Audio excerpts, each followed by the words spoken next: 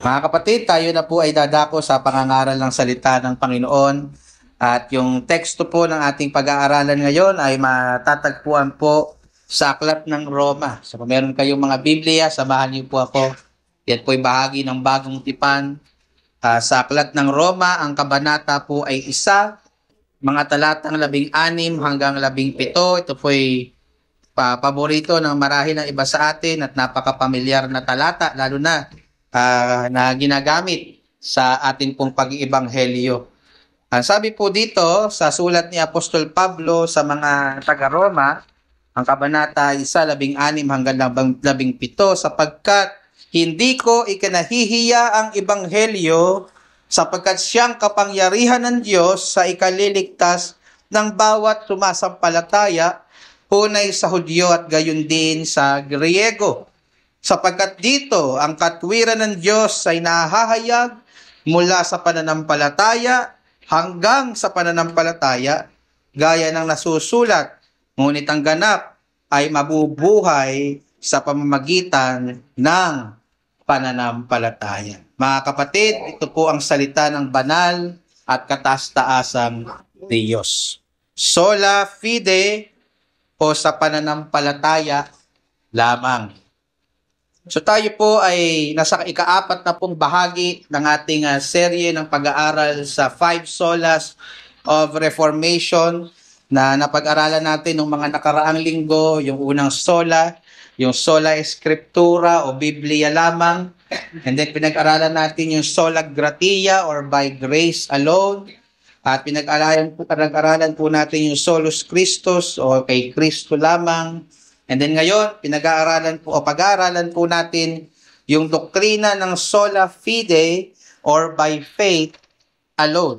So ano po ba ang konseptong nakapaloob sa Latin phrase na ito, mga kapatid at mga minamahal? At maganda po at napakaklaro ng paliwanag po dito ng isang theologian na nagngangalang James Montgomery Boyce.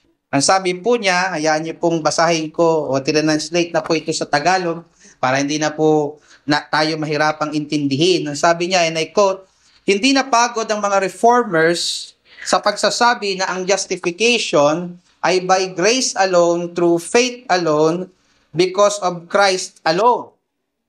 Kung paiklain ang theological statements na yan, ang doktrinang ito ay ipinapahayag na justification by faith alone. Ayon kay Martin Luther, ito ang article by which the church stands or falls. So tinatawag ng mga reformers itong justification by faith na material principle ng Christianity. Dahil nakapaloob dito ang pinakamahalagang nilalaman ng kung ano ang dapat maunawaan at paniwalaan ng isang tao para siya ay maligtas. Ang justification ay kapahayagan ng Diyos na nakabatay sa gawa ni Kristo. Ito ay dumadaloy mula sa biyaya ng Diyos at nakakarating sa isang individual hindi sa kung ano ang pwede niyang gawin, kundi sa pamamagitan ng pananampalataya lang o sola fide. Pwede nating sabihin ng kabuuan ng doktrinang ito na ang justification o yung pag-aaring ganap, pagpapawalang sala, ay ang gawa ng Diyos kung saan idineklara niyang matuwid ang makasalanan dahil lang kay Kristo, batay lang sa kanyang biyaya sa pamamagitan lang ng pananampalataya. End of quote. So yan po mga kapatid, in summary, ang konsepto na nakapaloob sa maikling Latin phrase po na ito na sola fide or by faith alone. Basically, mga kapatid at mga minamahal, ito po ay ang paniniwala na ang tanging paraan lamang po para po mapawalang sala tayo, para po makaligtas po tayo sa hatol at banal na puot ng Diyos ay hindi po yung ating mabubuting gawa, kagaya po ng turo ng Roman Catholicism, for example, na para ikaw ay mapawalang sala, kailangan mong gawin ito, kailangan mong gawin iyon, magkumpisal ka kay ganito, gawin mo ang mga 7 sakramento, mag-abuloy ka, at kung ano-ano pa. So diyan po nakipaglaban ng mga reformers, mga kapatid, o mga reformador, at sinabi nila, hindi, ang maliwanag na turo ng Biblia na siyang dapat po nating maging batayan sa ating pananampalataya at pamumuhay, sola Escritura, ay ang kaligtasan ay by faith alone. Sa pananampalataya lamang kay Kristo lamang. Ngunit ang doktrina pong iyan, gaya po ng lagi ko sinasabi sa inyo, ay hindi natin pinapaniwalaan simply because ito ay pinaniwalaan ni Martin Luther, for example, o ng mga reformers noong 16th century.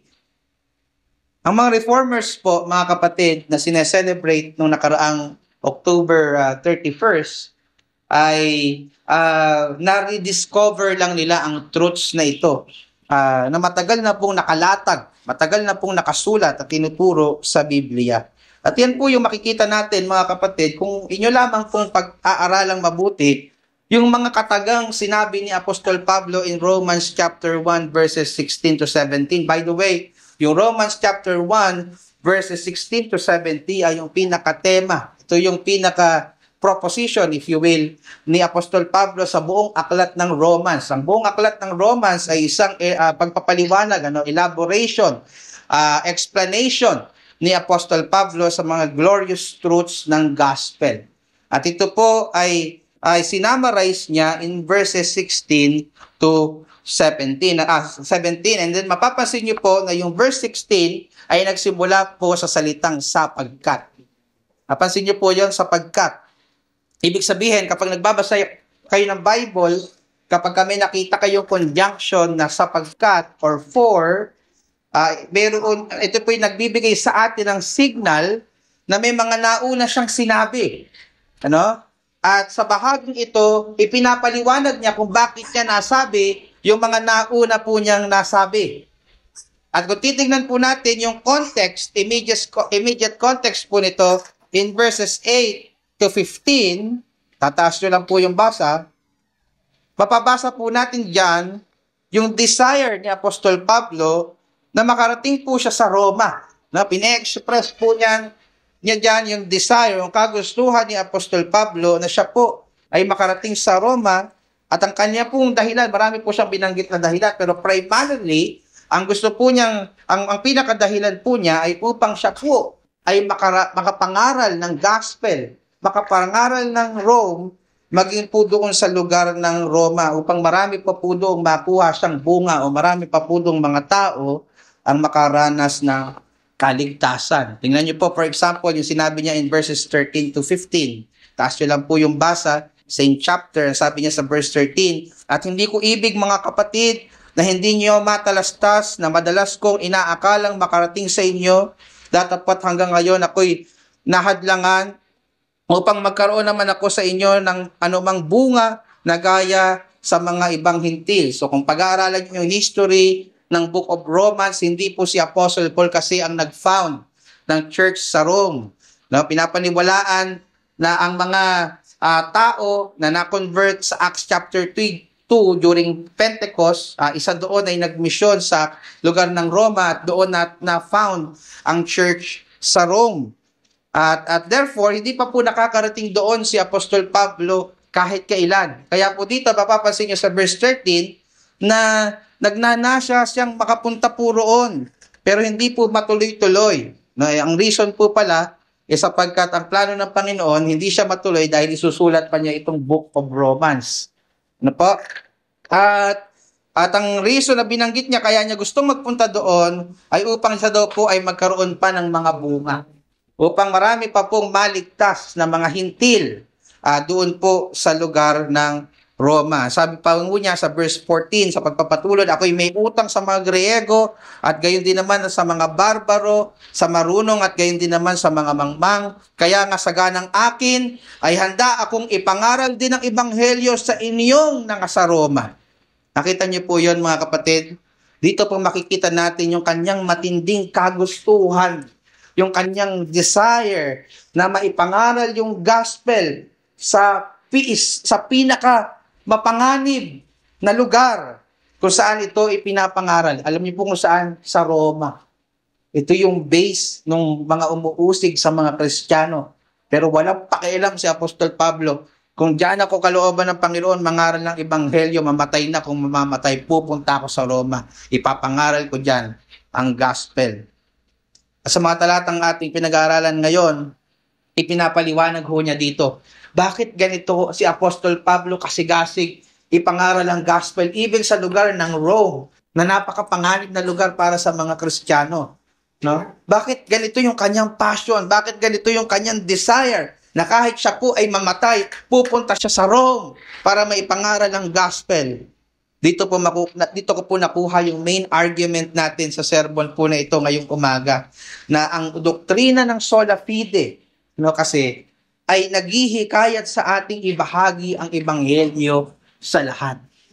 Yan yung gusto kong matandaan ninyo. Yung understanding ho natin ng sola fide, that justification is by faith alone, ay hindi lang po nagtuturo sa atin kung paano tayo maliligtas mula sa hatol at poot ng Diyos. Ito rin yung nagmo-motivate sa atin. Ito din po yung naghihikayat sa atin na ibahagi ang gospel sa lahat ng tao.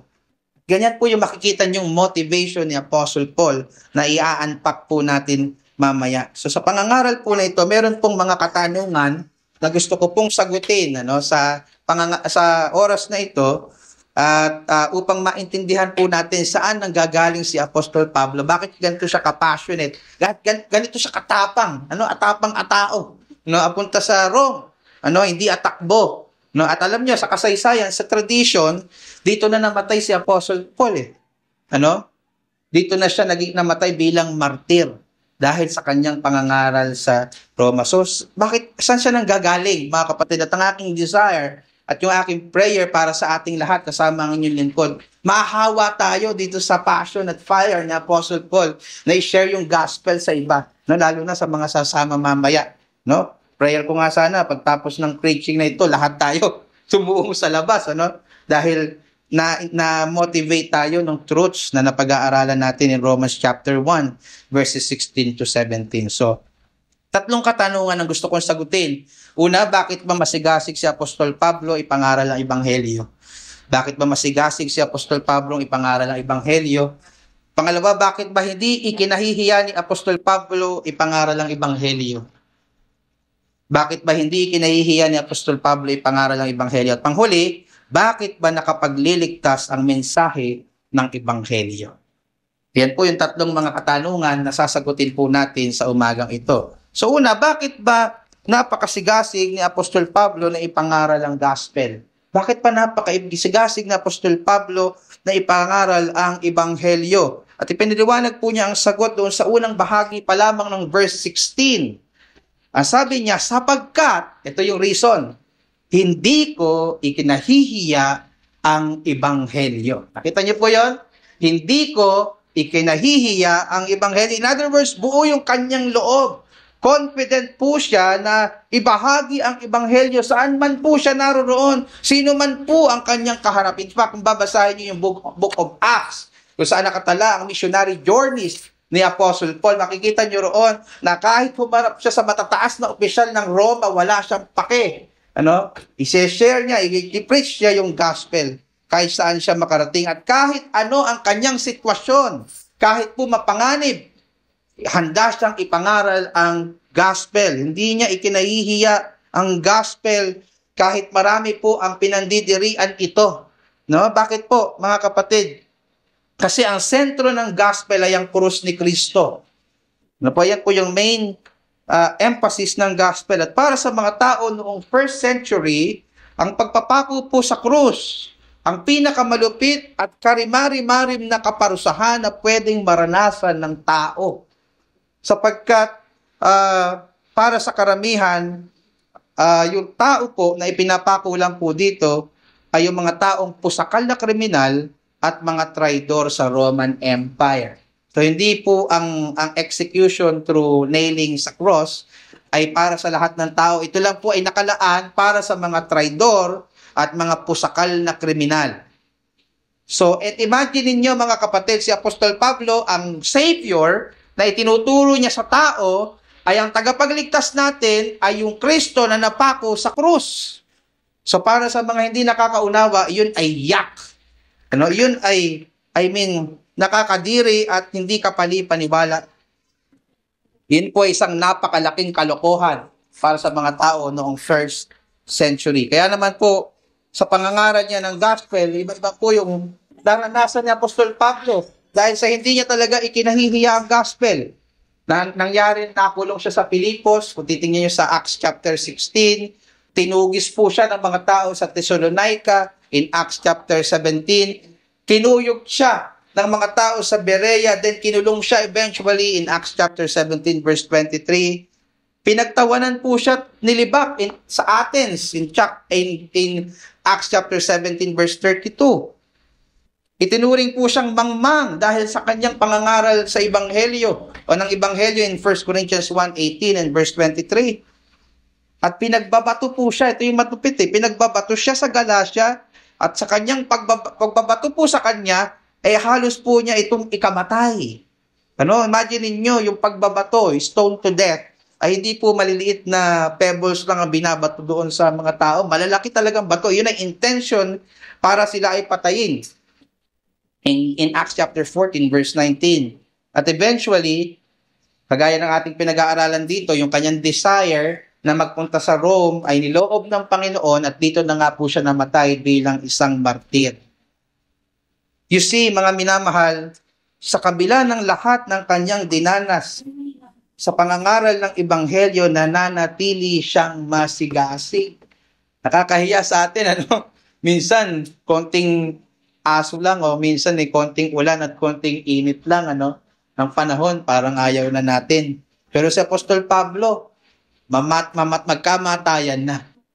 I-share niya ang gospel, nananatili siyang hindi nahihiya. I am not ashamed of the gospel of Christ. Bakit, Apostol Pablo? Ano ang dahilan mo para magkaroon ka ng ganitong lakas ng loob na ipangaral ang gospel? Bakit ganito ka ka-passionate? Bakit ganito katindi ang desire mo, Apostol Pablo? Maaaring tinatanong po ninyo. At mahalaga pong malaman natin ang sagot. At naba po sa pagkakaalam natin ng sagot sa tanong po na ito, ay magkaroon din tayo. Kasama po ang inyong likod. Lahat tayo, magkaroon tayo ng gigil at lakas ng loob ipangaral ng gospel sa lahat ng mga tao. So let me move on sa pangalawang tanong na gusto nating sagutin. Bakit ba hindi nahihiya si Apostol Pablo na ipangaral ang gospel?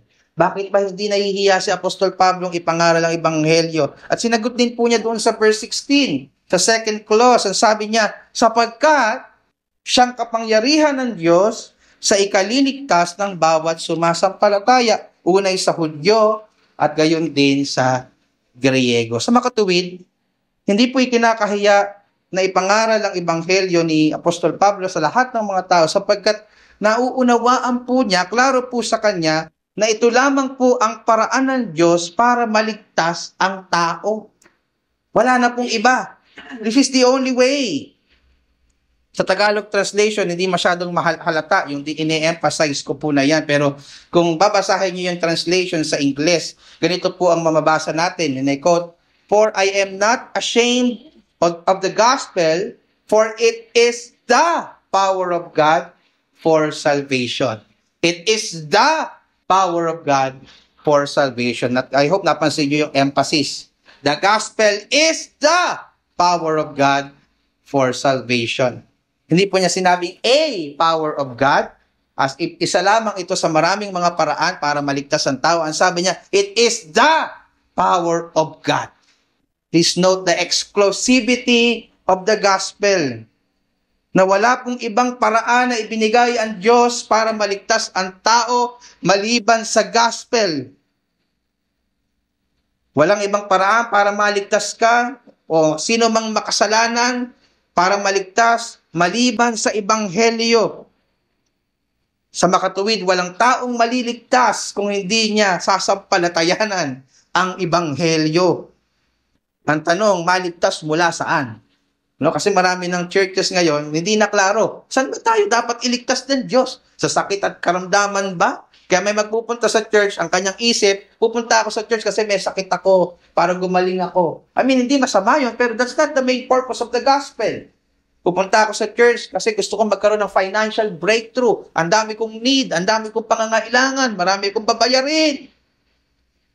I mean, hindi masamang ipag-pray yun. Pinag-pray natin yun kanina. But that's not the gospel. Hindi mo kailangan ng deliverance. Hindi yan ang primary need mo. Hindi mo kailangan ng deliverance from financial struggles and sickness. Ang kailangan mo ay maligtas from the wrath and judgment of God. In fact, yung salita po ditong ikaliligtas sa verse 16, galing po yan sa salitang Griego na soteria, na ang ibig sabihin nun ay deliverance or rescue. Rescue from what? Rescue from who? If you will. Rescue from the wrath of God, from the judgment of God. Please note, mga kapatid, ano yung paliwanag ni Apostol Pablo? Saan ba dapat iligtas ang tao kaya kailangan nilang marinig ang gospel?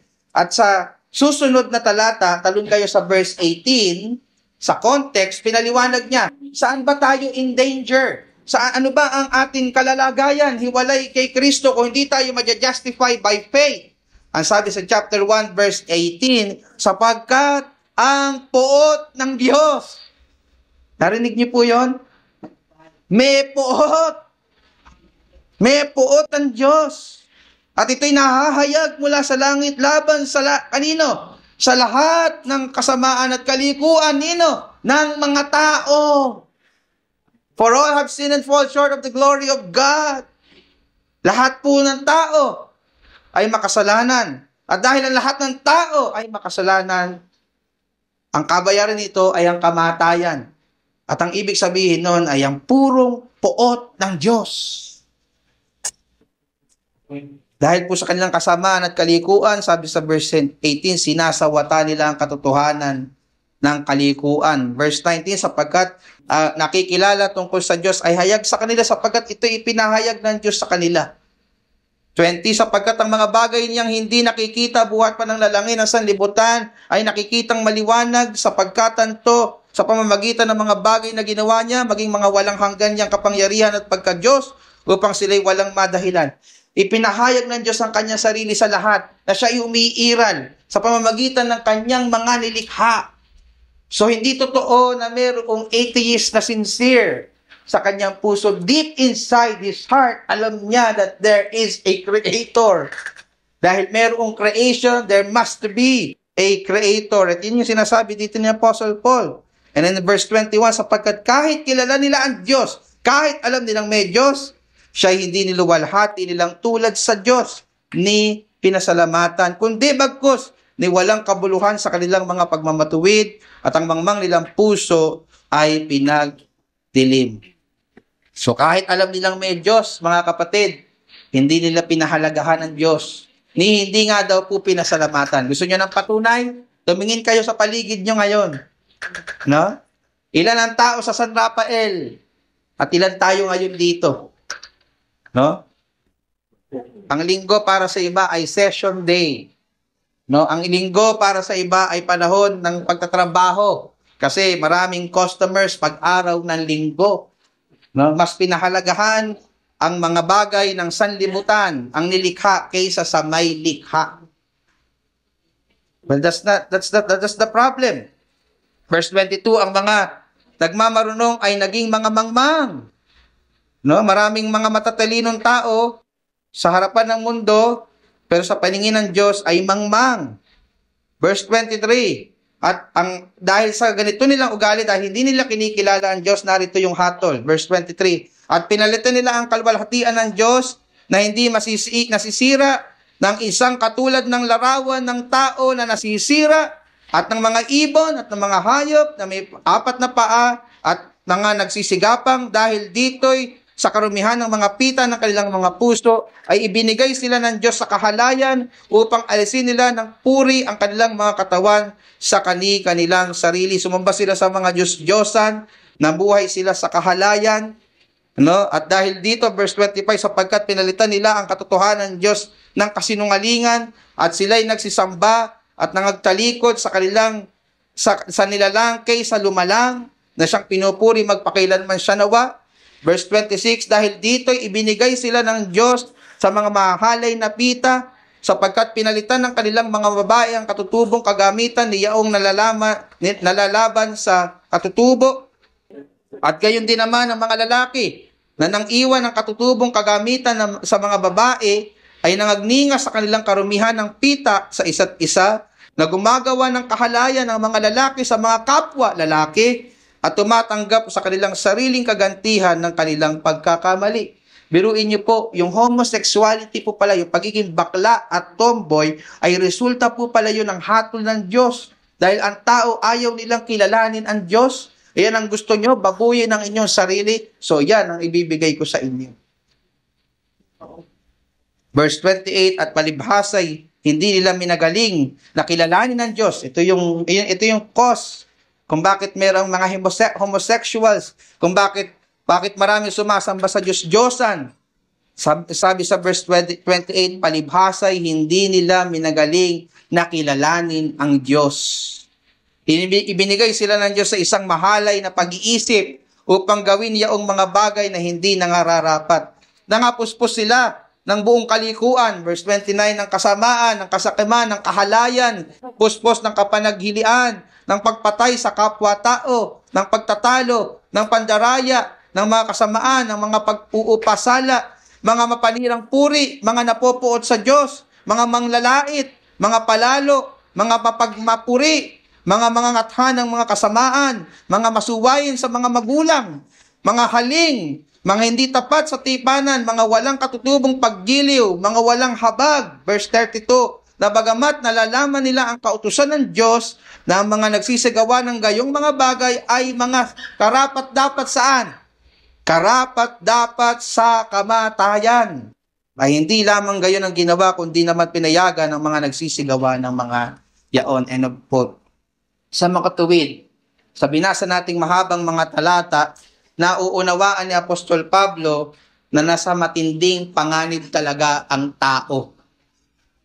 Imagine niyo, nahahayag ang puot ng Diyos at dahil sa kasalanan ng tao, karapat-dapat siyang mamatay. At hindi lang yan mamatay physically, mamatay eternally sa lugar na tinatawag ng impyerno kung saan wala na doon kahit kagatiting at kapatak ng biyaya, awa at pag-ibig. Doon ay mararanasan ng tao ang hatol at puot ng Diyos magpakailanman. Na sila ay nasa ilalim daw po ng puot ng Diyos na magre-resulta sa walang hanggang nilang kapahamakan. At alam niya sa sarili niya, mga kapatid, and I hope alam mo rin sa sarili mo na walang ibang paraan para maligtas ang tao mula rito sa miserable at napakatinding kalalagayan nito, maliban na marinig nila ang ebanghelyo ni Kristo. Kung may malasakit ka sa kapwa-tao mo, hindi mo ikikimkim ang ebanghelyo.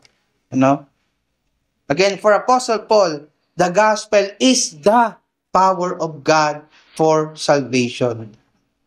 Ngunit ang kapangyarihan ng Diyos sa kaligtasan sa pamamagitan ng ebanghelyo ay hindi para sa lahat. Napansin niyo po ba yon? Kinwalify ni Apostol Pablo na yung biyaya ng Diyos ng kaligtasan sa pamamagitan ng ebanghelyo ay para lamang sa isang partikular na tao. Anong klaseng tao? Mga sumasampalataya. Mga sumasampalataya. Una daw po ay sa Hudyo, kapag sa kanila naman unang ipinahayag ang ebanghelyo sa pamamagitan ng mga ministeryo ng mga propeta ni Kristo at ng mga apostol. At pangalawa daw po ay sa mga Griego o mga Hintil, if you will. Mga hindi Hudyo. In other words, para sa lahat ng tao. Anumang klase kang tao, anumang klase lahi mo, anuman ang kalalagayan mo sa buhay, anuman po ang inyong educational attainment, and so on and so forth. Kung ikaw ay tao, there is only one way para ikaw ay maligtas, and that is by faith in the gospel. Walang ibang paraan para maranasan ng tao ang kapangyarihan ng ebanghelyo sa kaligtasan, maliban na siya po ay sumampalataya dito. Gaano man ikaw kabait na anak, gaano ka man kabuting magulang, gaano ka man gagaling makisama o kabuting kaibigan, ano mang relihiyon ang iyong kinabibilangan sa mga oras na ito, gaano ka man kalaki mag-offering sa church, gaano man ikaw kasipag sa gawain ng Panginoon, kung hindi mo sinasampalataya ng totoo sa iyong puso, hindi ka talaga nagtitiwala sa gospel, mapapahamak ka din, kapatid. Mapapahamak ka pa rin, kaibigan. Ngunit paano po ba natin masasabi na tayo ay sumasampalataya na o totoong nag-ibating tiwala na sa Ebanghelyo? Kasi maraming mga tao, mamaya, mag-i-evangelize tayo, pag nagtanong, sinare mo yung gospel, tatanungin mo sila, sinasampalatayanan mo na ba ito? At sasabihin nila madalas, opo, naniniwala po ako dyan. Pero paano ba natin nasasabi na totoo yung ating pananampalataya? Sinasabi natin, tinataglay po natin. So meron pong tatlong bahagi sa pag-aaral ng Biblia ang patunay na pananampalataya o yung tinatawag na saving faith. Una, ang tunay na pananampalataya ay nakakaapekto sa ating pag-iisip. Apektado nito ang ating intellect. Ibig sabihin, meron po itong nababagong pananaw sa ating buhay. Mula sa pagiging mangbang sa Ebanghelyo, meron ka nang natututunan. Hindi ka na, kaya mahalaga yung pagtuturo. Kasi hindi ka sasampalataya sa isang bagay na hindi mo naiintindihan. So, hindi mo matasabing tunay kang ligtas kung pagka tinanong ka, totoo ka bang ligtas, pero hindi mo masagot kung bakit ka ligtas. Baka hindi mo talaga naiintindihan ang gospel. At yun po yung dahilan kung bakit mahalaga po ang pagba-Bible study, pangangaral ng gospel, pagpunta sa church, kasi dito mo mauunawaan kung ano ang gospel na tanging kapangyarihan ng Diyos para ikaw ay maligtas. Again, kapag tinanong ka, kung ikaw ay ligtas, madaling sabihin, oo. Ang follow-up question ang mahirap sagutin. Bakit mo nasabi na ikaw ay ligtas? At kapag hindi mo nasagot yung tanong na yan, baka hindi mo patuloy na naiintindihan ang Ebanghelyo. Pangalawang elemento ay yung nasa tunay na pananampalataya ay apektado rin po nito ang ating damdamin. Hindi lang nito apektado ang ating isip, yung ating kaalaman tungkol sa gospel. Apektado nito ang iyong emotion. Meaning, hindi mo lang naiintindihan yung katotohanan ng Ebanghelyo in a sense na alam mo siya, pag pinaliwanag sa'yo, tinanong sa'yo kung ano ang gospel, alam mo lang sagutin, naapektuhan din po nito ang iyong damdamin. Ibig sabihin, nagbabago na ang iyong damdamin sa kasalanan at nagbabago na ang iyong damdamin sa Diyos. Nung una, galak na galak kang gumawa ng kasalanan. Wala kang pakialam sa nararamdaman ng Diyos sa tuwing ginagawa mo ito. Pero nung naunawaan mo sa palatayanan ng Ebanghelyo, pinandidirian mo at iniiwasan mo ng magkasala hanggat maaari. And every time na nakakagawa ka ng kasalanan sa Diyos, nadudurog ang puso mo.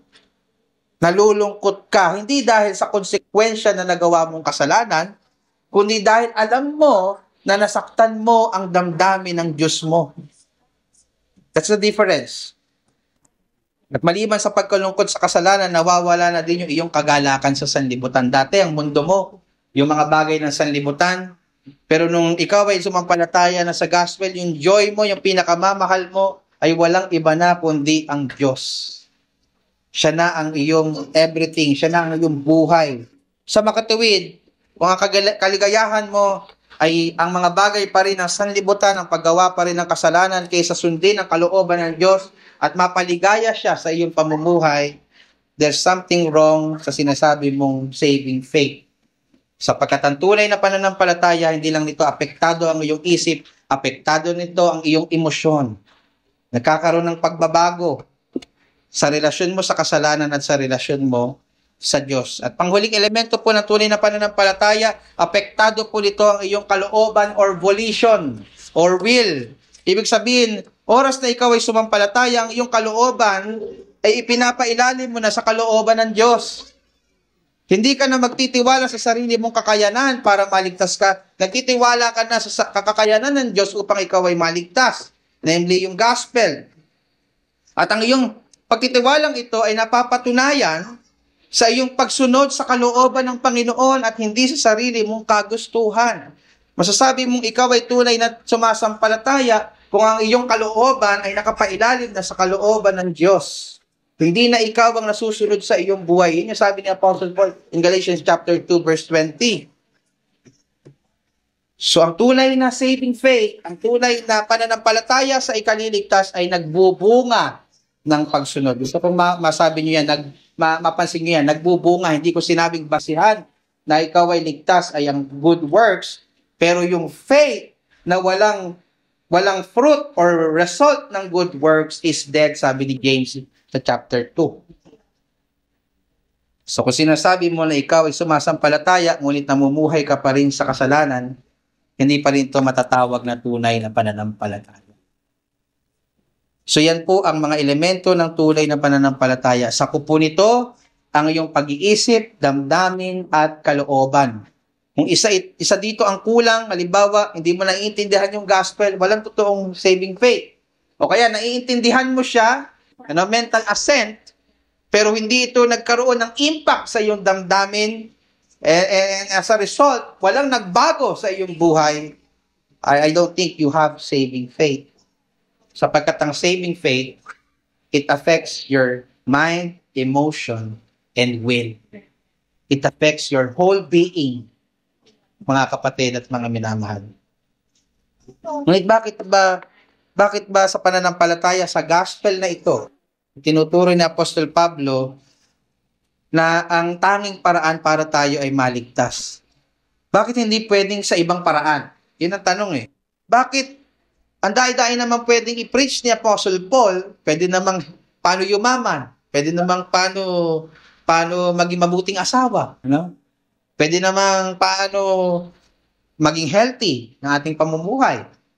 Bakit gospel lang ang kanyang pinangangaral? Ano bang meron sa mensaheng ito na ito lamang yung tinuturo ni Apostol Pablo na dapat sampalatayanan ng tao para sila ay maligtas? Bakit ba hindi pinapangaral ni Apostol Pablo ang gospel lamang? And that will lead us to our final point na gusto ko sagutin sa pangangaral nito. Bakit ba nakapagliligtas ang mensahe ng Ebanghelyo? Tingnan niyo po yung sagot in verse 17. Pinaliwanag din naman po niya.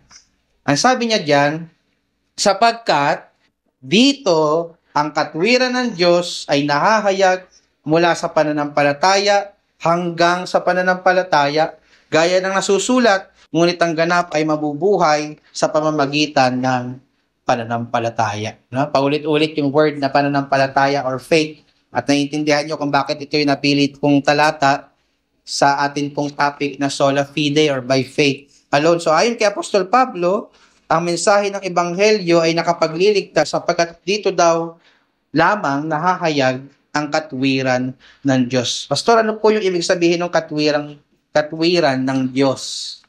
Or dikasoyune theos sa Greek. Primarily, ito po yung may ibig sabihin na katwiran mula sa Diyos. No? Righteousness from God. Primarily. At ganyan din po yung makikita natin sa parehong phrase na ginamit sa context in Romans 3:21-22. Basahin nyo na lamang po Romans 10:5.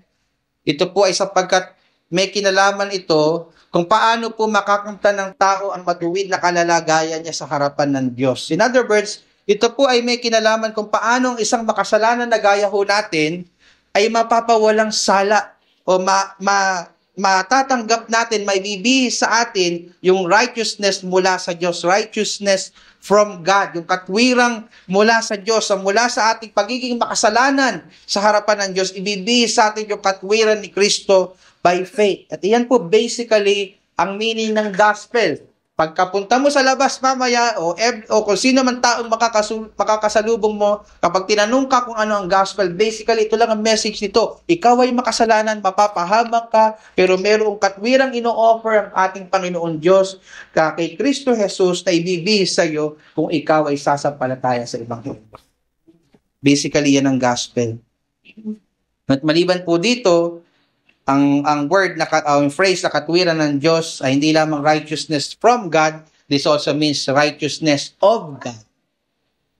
In other words, ang gospel po ay nagpapahayag ng katwiran ng Diyos sa pagpapawalang sala ng mga makasalanan. So paano paraan po, pastor, na hahayag ang righteousness ni God by just preaching the gospel? Ano po ba ang gospel? Hindi niyo pa naririnig yung gospel. Gusto kong i-remind sa inyo, even kayo ay membro na ng iglesia. Dahil sabi ko nga, naikwento ko na minsan, sa dati kong church na pinagtuturuan, may mga miyembro doon, nagpa-Sunday school ako, nagbigay ako ng papel sa bawat tao, ng kalalakihan. Ang tanong, isa lang yung tanong, what is the gospel? At nung binabasa ko yung mga sagot ng ilang mga miyembro, hindi naman lahat, gusto kong mahulog sa aking kinauupuan sapagkat miyembro na ng church, hindi pa pala alam ang gospel o nakalimutan. That's why mahalaga ang ganitong pag-aaral. Ang gospel basically has 4 parts. God, man, Christ, and response. Diyos, tao, Kristo, at ang tugon. Yan lang po basically ang gospel. Unang elemento, ang Diyos. Sino ang Diyos? Siya ay banal, matuwid, siya ang may likha sa atin, siya ay makatwiran Diyos. At dahil po siya ay matuwid, banal, mabuti, at makatwiran, meron tayong malaking problema. Pastor, ano po problema natin doon? Di ba maganda yon? Banal, matuwid, mabuti at makatwiran Diyos. Dahil kasi ang Diyos na ito ay banal, mabuti at makatwiran at marami pang ibang katangian niya. Ibig sabihin lang noon, mga kapatid at mga minamahal, na mumuhi siya sa kasalanan. Hindi mo siya matatawag na banal at mabuti at matuwid kung inaaprubahan lang niya ang kasalanan o nagpipikit mata lang siya sa kasalanan. No! Ang Diyos po natin ay matuwid at banal. Namumuhi siya sa kasalanan at siguradong pagbabayaran niya ang mga namumuhay dito at ipaparanas niya ang kanyang hatol at puot sa mga taong hindi magsisisi. Yan ang malaki nating problema. Ano? Ang Diyos ay banal at tayo ay hindi. Ano? At yan po papasok yung pangalawa nating elemento, ang tao. Sino ba ang tao?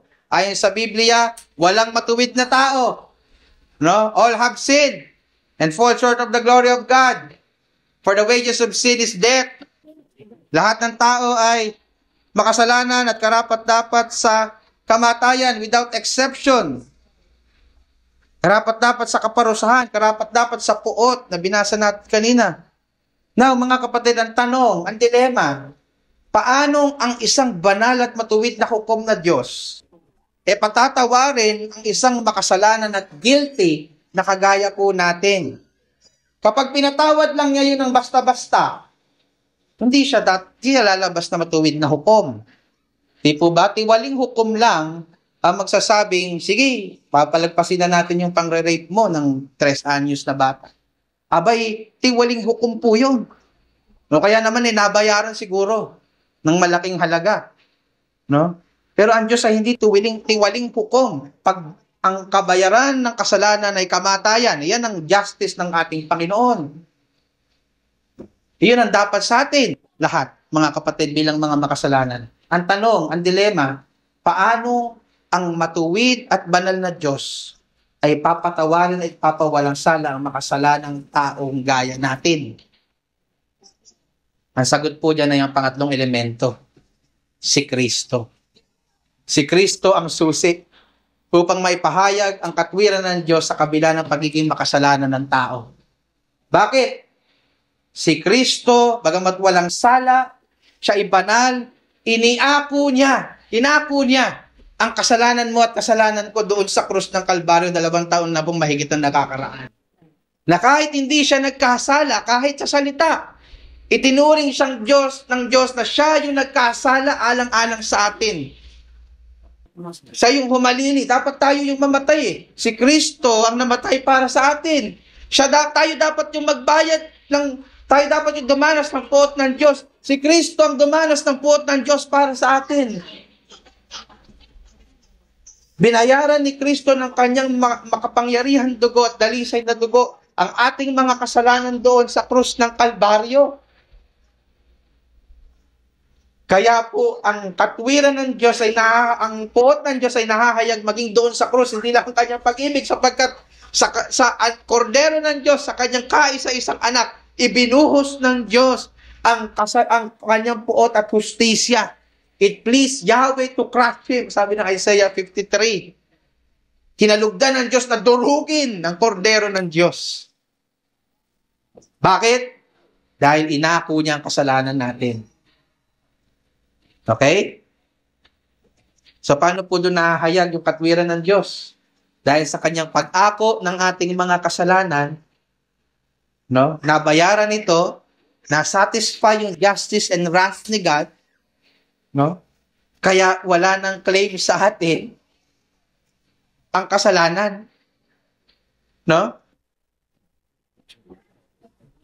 Kung para mas madali nyo maintindihan, piniyansahan na tayo ni Kristo. Hindi mo na pwedeng ikulong ulit yung taong piniyansahan na. Binayaran na eh. Si Daddy, alam na niya, marami siyang pinatunutulungan lumaya sa kulungan eh. Bayad na. Dati hindi na pwedeng kulong ulit yun. Bayad na eh. Diba? Ano mang kasalanan nagawa niya, binayaran na. Yun nga lang, hindi tao nagbayad, si Kristo.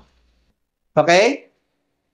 Now, hindi lahat ng tao magkakaroon ng ganong blessing. No? Ang sabi ng Bible, yun lang daw taong sumampalataya. Okay? Yun yung pang-apat na tugon. Kaya ang challenge natin sa tao, hindi lumapit ka sa akin at sumunod ka sa isang maikling panalangin, pumunta ka dito sa harap, papanalangin kita, sumunod ka sa maikling panalangin, hindi, kung sundin mo ito, sundin mo yon, hindi pagsunod sa 7 sakramento. Hindi. Simple lang. Believe the gospel. Sa palatayanan mo ang gospel at ikaw ay maliligtas. No? Tatanggapin mo ang pagpapawalang sala ng Diyos. Response ng ating challenge, faith. Faith alone. Sola fide.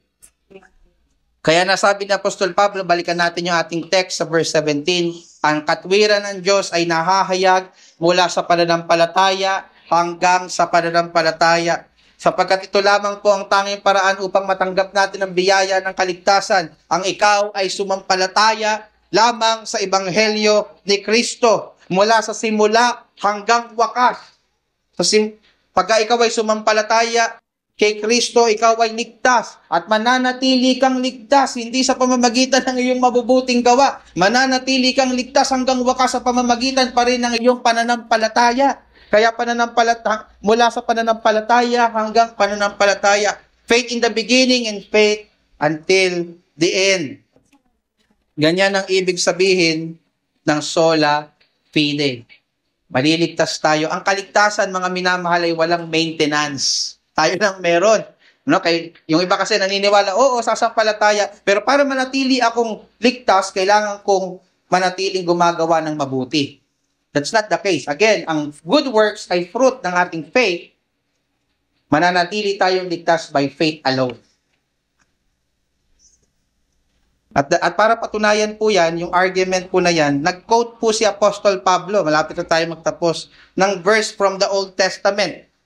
At kung ano yung kinote niya, it is from Habakkuk chapter 2 verse 4.